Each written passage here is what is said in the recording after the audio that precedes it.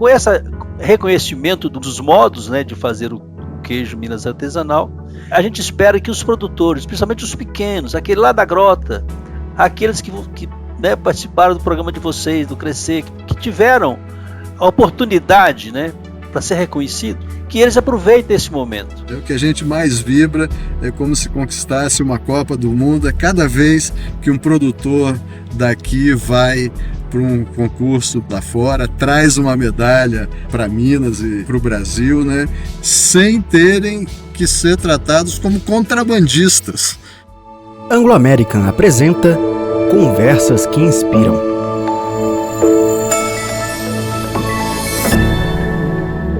Olá, seja muito bem-vinda e muito bem-vindo ao Conversas que Inspiram. Eu sou Raquel Pessoa e estou de volta com vocês para o bate-papo de hoje. Este episódio tem um sabor especial e é uma verdadeira celebração de uma tradição mineira, o modo de fazer o queijo Minas artesanal. Eu digo que é uma tradição porque essa história de mais de 300 anos se confunde com a história do estado. Para a população mineira, o queijo é mais que um alimento. Ele é um símbolo cultural. O modo de fazer queijo Minas artesanal se tornou patrimônio imaterial de Minas Gerais em 2002. 6 anos mais tarde, em 2008, o método utilizado por produtores e produtoras mineiras foi reconhecido no país pelo Instituto Patrimônio Histórico e Artístico Nacional, o IFAM. Agora, desde 4 de dezembro de 2024, o modo de fazer queijo Minas artesanal em Minas Gerais é reconhecido pela Unesco como Patrimônio Imaterial da Humanidade e se junta a outros 6 reconhecimentos da cultura brasileira: arte coziwa, o Círio de Nazaré, samba de roda, frevo, roda de capoeira e bumba meu boi. E hoje vamos falar do queijo Minas artesanal, essa delícia de culinária. E tenho o prazer de receber aqui comigo hoje Ivan Simões, diretor de Assuntos Corporativos e Sustentabilidade da Anglo American no Brasil. Olá pessoal, tudo bem? Já pegaram aí o cafezinho e o queijo? É um prazer estar com vocês hoje aqui para falar sobre essa grande conquista para o estado de Minas Gerais e para toda a sua população, né? O reconhecimento dos modos de fazer do queijo artesanal de Minas como patrimônio imaterial da humanidade pela Unesco. Vamos celebrar muito esse acontecimento fantástico para todos nós. E o Elmer de Almeida, consultor técnico do Centro de Referência do Queijo Artesanal de Minas Gerais. Olá, é um prazer também estar aqui para a gente conversar sobre queijo. Eu tenho dedicado meus últimos 25 anos com o trabalho com queijo Minas artesanal e estar aqui hoje para a gente falar desse reconhecimento dos modos de fazer o queijo Minas artesanal como patrimônio cultural e material da humanidade é fantástico. Muito obrigada pela participação de vocês aqui com a gente hoje. E é isso. Preparem-se para acompanhar essa conversa com um bom café e um pedaço de queijo Minas ao seu lado e venha com a gente neste papo sobre a importância dessa conquista. Vamos entender a memória afetiva que o queijo traz para as pessoas de Minas Gerais e como essa valorização impacta nossas comunidades. Afinal, esse é um momento histórico que não apenas valoriza essa rica cultura, mas também homenageia o trabalho árduo de produtores e produtoras de queijo Minas artesanal, que preservam essa tradição. O Conversas que Inspiram já começou.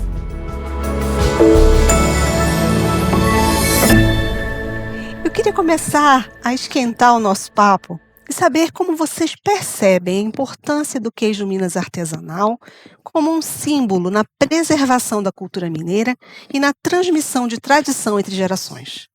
A maior expressão da mineiridade é o queijo.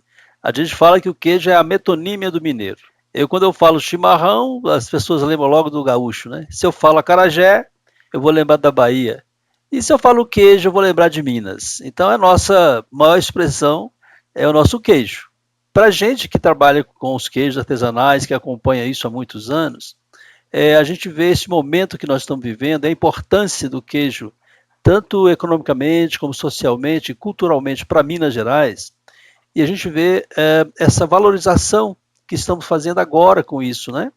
Não é a questão do título, não é a questão do registro, mas é a realidade, a existência desse produto há mais de 300 anos. Então a gente vê o quanto que isso é significativo para Minas Gerais, o quanto que isso traz, né, para nós mineiros a autoestima, né? Quando a gente vê o queijo nosso e os nossos modos de fazer o queijo reconhecido mundialmente. O queijo ele define muito o que é ser o mineiro, né? Junto com a mineração também, que está no nome do estado. E muitas vezes as pessoas perguntam como podem conviver essas duas coisas juntas, né? E a gente está demonstrando que isso é possível, né? Que através dos projetos que a gente apoia na região, estamos contribuindo para a explosão do queijo do Cerro, como um dos melhores queijos aqui de Minas, né? Que nos perdoem os colegas de outras regiões aí que também produzem o queijo artesanal mineiro, né? Mas eu vou puxar a sardinha aqui para o queijo do Cerro, que, diga-se de passagem, foi o primeiro a ser reconhecido como patrimônio imaterial pelo IPHAN, né? Foi o primeiro deles a ser reconhecido. Né? Nesse projeto todo com os produtores locais, a gente se inspirou muito na canastra e nos produtores da canastra que nos mostraram uma direção e um caminho aí que muito nos ajudou, né? E também, né, você mencionou o acarajé, o chimarrão, e como um baiano convertido em mineiro, né, eu vou dizer que o queijo Minas conquistou esse reconhecimento pela Unesco antes do acarajé baiano, né? E como nós temos aqui a nossa entrevistadora paraense, antes também do tacacá. Também o Círio de Nazaré, que é a maior manifestação cultural do Pará, também conquistou esse título. E isso eleva essa manifestação. A gente está falando aqui de um produto físico, que é o queijo, um alimento, mas o quanto que isso significa para a cultura do local, né? Eu moro aqui em Minas Gerais há 5 anos e não tem como comer outro queijo depois de provar o queijo artesanal mineiro, né? Então, acho que é disso que a gente está falando, né? E já puxa para a próxima conversa aqui, de como é que vocês veem que esse reconhecimento impacta no produtor, na produtora, né, na base de produção. Eu venho da extensão rural, né? Eu trabalhei na Emater durante 35 anos, me aposentei na Emater de Minas Gerais. Eu fui o coordenador do programa de melhoria do queijo artesanal, que foi criado pelo Estado lá no ano 2000. E a gente conviveu muito com o produtor do campo. E a gente ajudou a manter, a fazer, né, elaborar a primeira lei do queijo Minas artesanal. Essa lei ela vem em 2002 e a gente lutou muito para que ela fosse colocada em vigor, que ela fosse aplicada mesmo.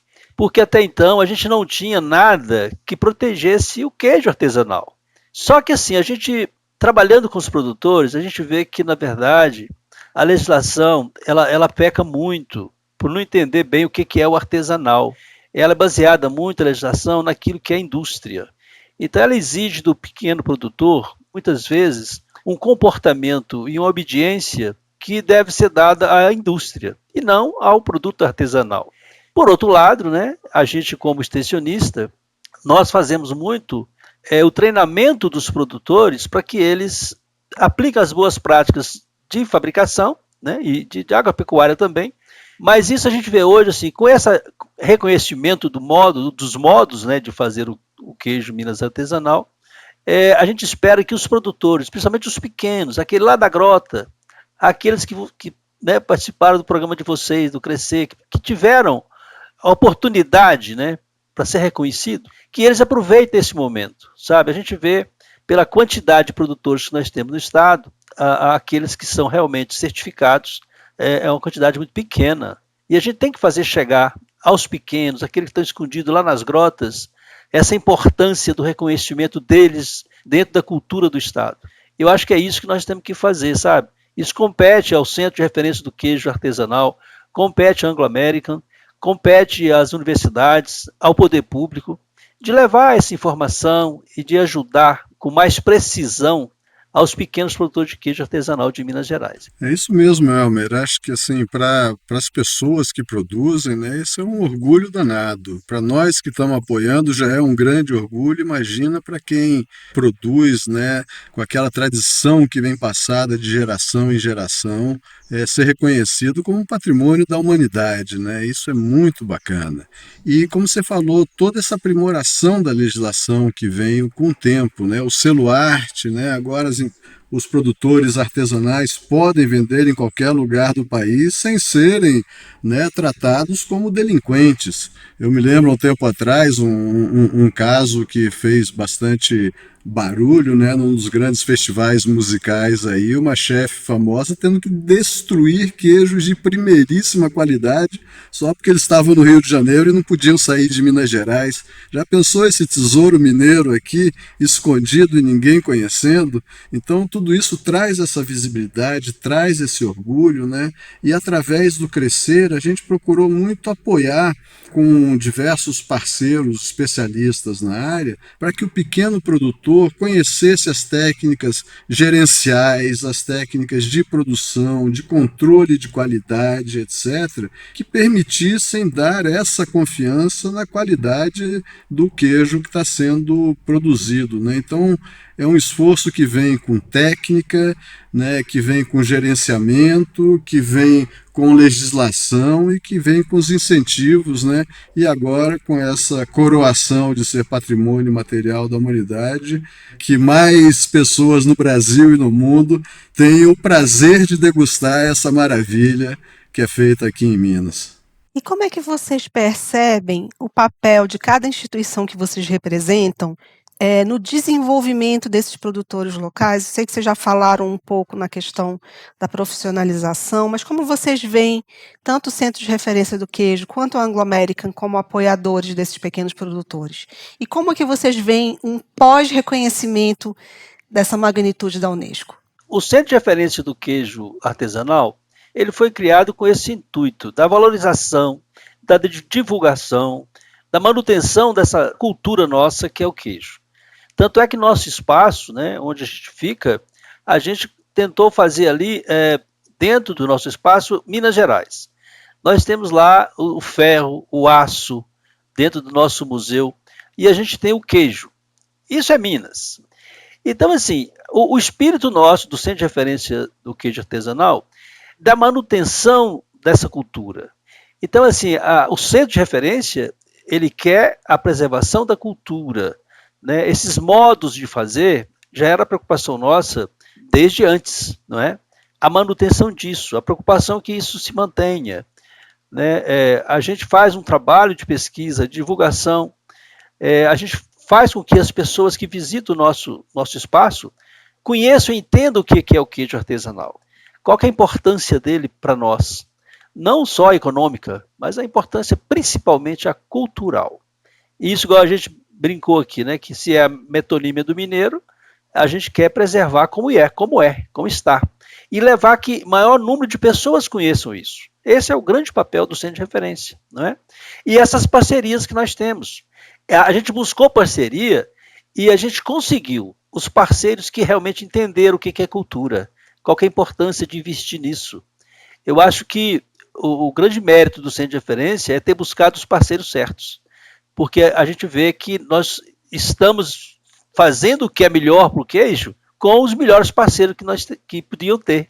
O Elmer, o queijo ele define tanto o mineiro, né, que é aquela unanimidade, independente da posição política, do time de futebol, da região do estado onde a pessoa nasceu ou está vivendo, né, isso une os mineiros de uma forma fantástica, né, o queijo une os mineiros de uma forma fantástica.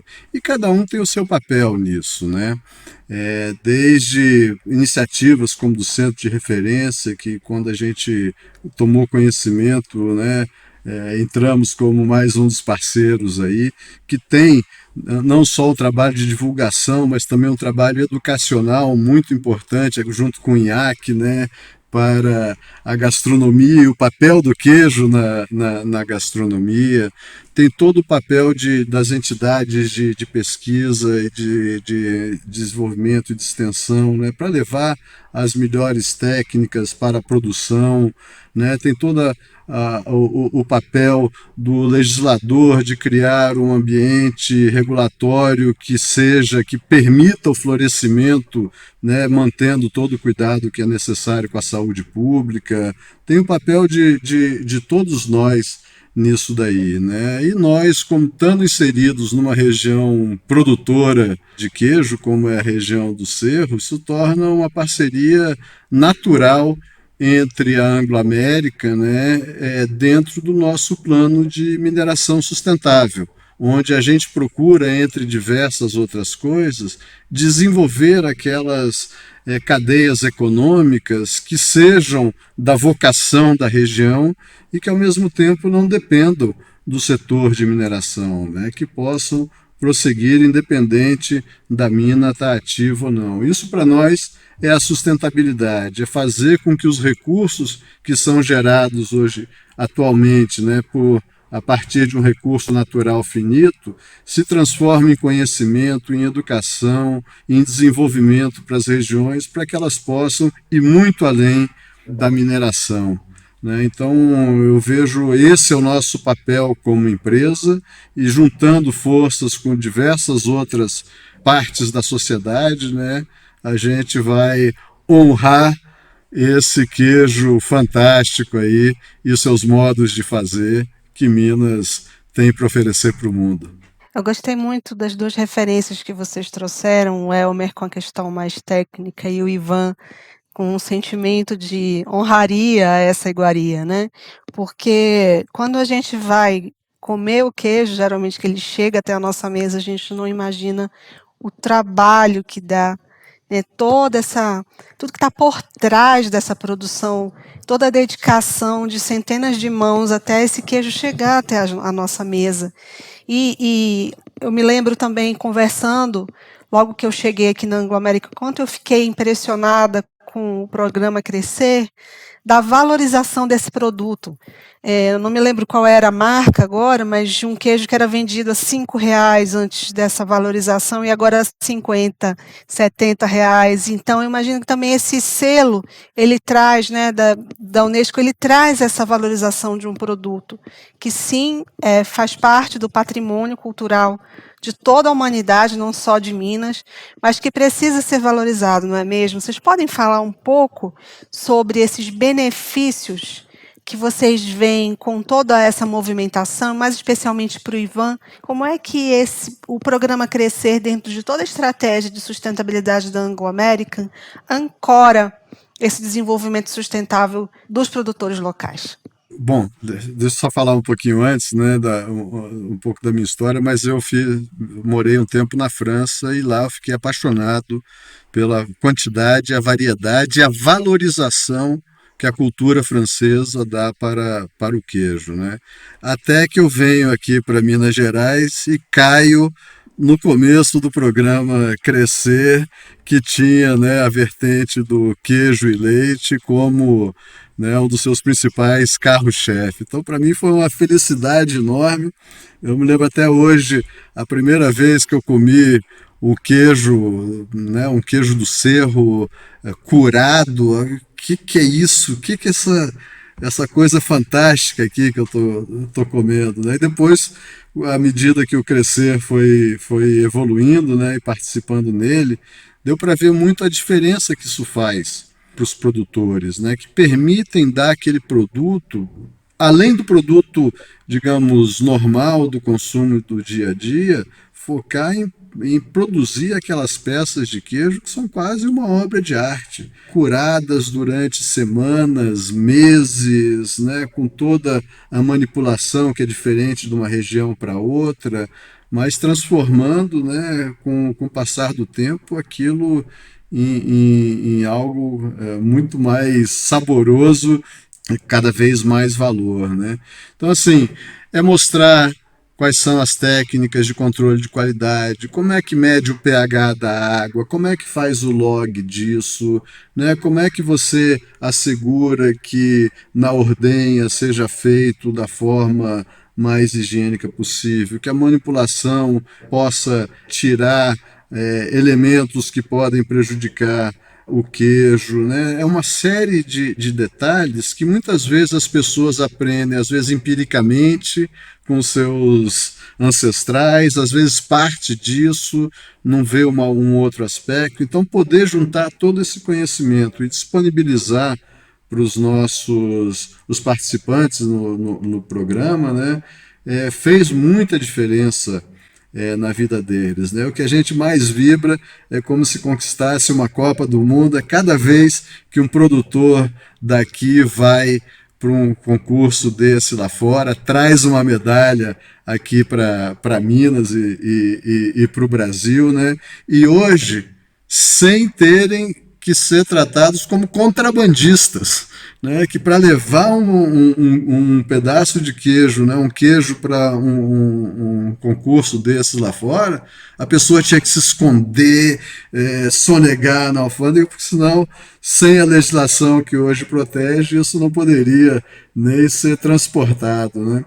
Então, esse conjunto de coisas, como é que a pessoa desde lida com a regularização da sua terra, com a produção em si, com a comercialização, com o aprendizado de novas técnicas, tudo isso crescer traz para os produtores, melhorando assim cada vez mais a qualidade desses produtos. Eu que convivo com isso, né, que pesquisei tanto sobre o queijo, né, são mais de 300 anos, né? Eu tenho referência aqui do ano de 1720, falando de queijo em Minas Gerais. Então, assim, esse crescimento, essa diferença que nós temos, né, desses modos de fazer, o queijo do Cerro ele tem uma pegada diferente. Em Minas, é o único queijo que dá uma denominação de origem perfeita, porque o queijo do Cerro ele tem um negócio que é diferente dos outros. Eu sempre brinco, né? Você tem o queijo do Cerro e tem os outros queijos. Ah, não, mas o canastra é o mais famoso, né? O queijo do Cerro ele é diferente. Ele tem acidez diferente, ele tem, né, assim, um modo de fazer diferente dos outros. Então, é isso que enriquece muito o queijo do Cerro. Eu quero só falar um negócio aqui, Raquel, é a questão do pertencimento. Esse título que nós tivemos agora, esse registro, né, como um patrimônio cultural e imaterial da humanidade, os produtores eles têm que sentir que isso é deles, né? E quando você tem o sentimento aí do pertencimento, isso muda tudo. Enquanto o produtor não sabe ler o queijo dele, ele não consegue resultados econômicos ou sociais melhores. A partir do momento que ele tem esse pertencimento e ele sabe ler, aprende a ler o queijo dele, a coisa toda muda, né? E esse é o papel, né? O papel do projeto crescer, é o papel do centro de referência, é o papel das entidades públicas e privadas relacionadas com o ensinamento do queijo, né? É trazer para o produtor o pertencimento, né? Para ele sentir que é dele. E aí a coisa muda, não é isso? Eu queria, Elmer, que você contasse um pouco para nós sobre a história do queijo Minas artesanal. A gente está falando do Cerro, quem já esteve lá, é uma região extremamente, naquela época, né, do diamante, super remota. Imagina todos os desafios que esses produtores passaram. Conta para a gente um pouco sobre essa história e como você avalia que são os fatores que levaram a essa valorização e ao reconhecimento como um patrimônio material da humanidade. Essa história ela é muito bonita, a história do queijo, principalmente o queijo do Cerro, né? A mineração ela trouxe para a região, né, diamantina uma população que precisava de um alimento. E você vê que a pecuária em Minas ela começa mais no campo das vertentes. E ela vai subindo para a região do Rio Doce e vai para o Jequitinhonha também. Onde você vai com pecuária, você vai com vaca. O nosso queijo ele é de leite bovino. E você vai com vaca, tem leite. E se tem leite, você tem que ter queijo. É o modo de preservar. A origem do nosso queijo ela é portuguesa, mas não da Serra da Estrela, como se fala muito. Ela é uma origem açoriana. É o modo de fazer das ilhas portuguesas de Açores. O uso do pingo, da salga seca, né, dessa prensagem manual, isso é coisa açoriana, não é Serra da Estrela. Nós temos no modo de fazer o queijo do Cerro, você fazer a dessora simplesmente apertando com a mão, isso, na história, é a diferença que tem o queijo do Cerro, que mantém mais acidez, né, porque você tem mais tempo de umidade, as bactérias láticas continuam produzindo ácidos, né? E ele fica mais ácido. Agora, a história desse queijo, tem documentos que mostram lá em Diamantina, né, lá nos anos 800, o queijo como um elemento de troca, de você fazer troca do queijo como uma moeda. O queijo sendo perseguido, sendo furado para ver se não estava trazendo diamante de Diamantina para descer para a região mais para o sul. Então, assim, a história toda nos fala muita coisa isso. E principalmente, Raquel, quando vieram os naturalistas que vieram com Dom João VI. A partir da vinda de Dom João VI é que nós começamos a ter a escrita do que era o Brasil. E vários desses naturalistas andaram aqui por Minas Gerais. O principal deles, né, foi Saint-Hilaire, o francês que documentou tudo que ele viu. Mas tivemos, passando aqui na região do Cerro também, John Mave passou por aqui. Ele foi para Diamantina, ele falava do queijo também. A gente teve aqui também Johann Paul, que era um austríaco, que escreveu sobre o queijo. Nós temos vários naturalistas que vieram junto com o Dom João VI e que nos documentaram a respeito do queijo, trazendo a história para nós agora. Eu tenho um livro aqui do Luiz Gomes Ferreira, um médico português, que escreveu um livro de receitas. O livro chama, engraçado que o nome é Erário Mineral, mas ele era do médico. Como ele trabalhava na região de Ouro Preto, Mariana, Santa Bárbara, ele atendia a mineração, né? E ele fala do queijo como um elemento de saúde, de você ter o queijo como um curativo. Você fazer um emplasto com queijo velho e colocar na junta que estava doendo. Quer dizer, esse cara escreveu esse livro em 1730. Nós estamos aí com mais, né, com os 300 anos aí do queijo. Então, assim, a história do queijo de Minas é muito bonita. E se você for aprofundar nisso, você vai ver que a gente tem uma conversa pro dia inteiro. Eu fiquei muito curiosa em te perguntar que horas que o queijo virou pão de queijo. E não teria pão de queijo se não fosse o queijo, né? E principalmente, assim, a gente vê que o pão de queijo é quando você pega um queijo, que você vai fazer a gente fala toalete, mas o acabamento do queijo, sobram as raspas, né, do entorno do queijo. E isso é que gerou os biscoitos de queijo, o pão de queijo. É o aproveitamento desse, entre aspas, subproduto, é que gerou um outro produto. Como nós temos muita mandioca, o polvilho. E o polvilho e o queijo juntou, botou um ovo, pronto. Tá lá o pão de queijo. Que delícia, né? Vamos falar um pouquinho de negócio agora, Ivan. Como é que você percebe o fato de o queijo artesanal ser considerado patrimônio cultural e material pela Unesco influencia na estratégia do fomento de negócio dessa cadeia produtiva? Em primeiro lugar, eu acho que isso só reforça que a estratégia de ter investido no queijo, né, estava certa, porque estamos ajudando os produtores, né, a fazerem cada vez mais o seu melhor, né.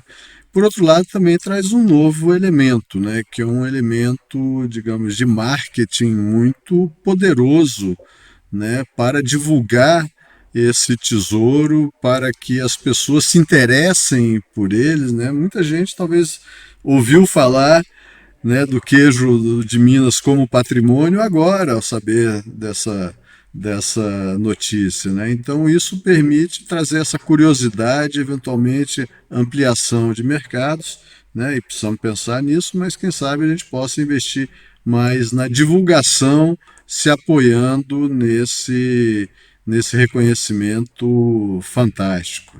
Elmer, com o Instituto INHAC e todo esse estudo que os alunos estão fazendo, imagino que eles estudem também sobre a história do queijo, vão usá-lo como um ingrediente ali. Conta pra gente algumas histórias ou experiências que possam trazer um pouquinho desse quentinho no nosso coração sobre a vivência na vida cotidiana do povo mineiro e brasileiro. Como o queijo reflete nessa cultura? Não, você tocou um negócio muito interessante. O INHAC, ele me deu, porque assim, eu leciono sobre queijo lá para a turma do INHAC lá, para os alunos. E aquele universo dos alunos é o universo dos mineiros. Eu tenho ali idades diferentes, eu tenho origens diferentes, né? E eu falo do queijo lá. Então você vê que a percepção de um bom grupo é do desconhecimento do que é o queijo artesanal de leite cru. Enquanto você tem outros alunos, outros participantes, que conhecem profundamente o queijo artesanal, porque a família produzia lá no interior, né? E eles vieram para a cidade, então eles têm a noção do que é o queijo artesanal. Um grupo não tem e passa a ter. E aí, como a gente fala dos queijos e coloca esses queijos nas receitas que eles produzem nessa escola de gastronomia do INHAC, é fantástico o que você tem depois de retorno, o feedback desses alunos, né? Quando eles processam, trabalham com os queijos artesanais de leite cru, eles vibram com aquilo. Então é muito comum, eu estou chegando lá no centro de referência, um aluno vem e me pergunta, professor, tal coisa, usamos esse queijo assim, estava com nível de maturação X, eu posso usar um menos maturado? Né? Qual que seria o comportamento dele na receita? Então, assim, você vê o que a gente faz, né, com o queijo, lá no INHAC, lá no centro de referência, é torná-lo mais visível e mais útil, né? Não é só para fazer pão de queijo. Nós temos receitas fantásticas que os meninos fazem lá no INHAC e a gente oportuniza isso para eles. A gente leva para eles a informação da origem do queijo, quem fez, porque isso é importantíssimo. E eu ensino para eles que queijo você não come, queijo você degusta. Então, à medida que você vai degustando o queijo, você só degusta e sente tudo se você sabe a origem. De onde que veio? Qual que é a história desse queijo? Quem fez? Como é que ele chegou até mim? Então, isso que é importante de trabalhar isso. Nós, os parceiros, os técnicos que trabalham com queijo, a gente trabalhar esse caminho do queijo. O Ivan falou da França, eu estive na França para conhecer os queijos franceses, é fantástico o negócio. A gente fica apaixonado. Mas eu, quando veio para Minas, e eu rodo Minas todo, e todos os queijos nossos, eu falo assim, também não precisa tanto de francês, não. Nós temos muita coisa boa aqui, e os nossos alunos também estão percebendo isso, sabe? Não precisa ir tão longe, né?